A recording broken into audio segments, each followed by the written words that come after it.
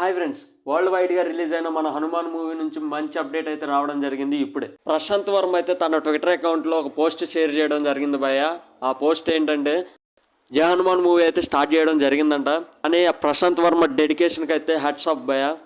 Movie ఇంకా థియేటర్లో నుంచి బయటకు కూడా బాగలేదు.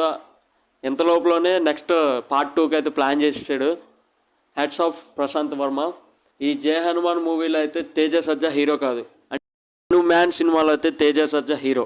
బట్ ఈ జై హనుమాన్ సినిమాలో అయితే తేజ సజ్జా హీరో కాదంట. ఒక బిగ్గెస్ట్ క్యారెక్టర్ని అయితే పెట్టి తీస్తున్నట్టు కొంచెం ఇన్ఫర్మేషన్ వచ్చింది. ఆ ఇన్ఫర్మేషన్ బట్టే ఈ వీడియో చేయడం అయితే జరుగుతుంది. నెక్స్ట్ జై హనుమాన్ మూవీలో అయితే హనుమాన్ క్యారెక్టర్ అయితే బల్లాల దేవ, మన బల్లాల దేవ అయితే ప్లే చేస్తున్నట్టు కొంచెం ఇన్ఫర్మేషన్ వచ్చింది.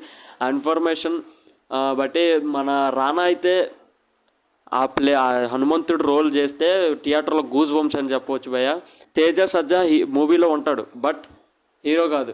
హనుమాన్ మూవీలో అయితే హీరో, జై హనుమాన్ మూవీలో అయితే హీరో కాదు. రానాని కాకుండా ఇంకెవరైనా ఈ హనుమాన్ క్యారెక్టర్ ప్లే చేస్తే ఎలా ఉంటుందో కామెంట్ చేయండి.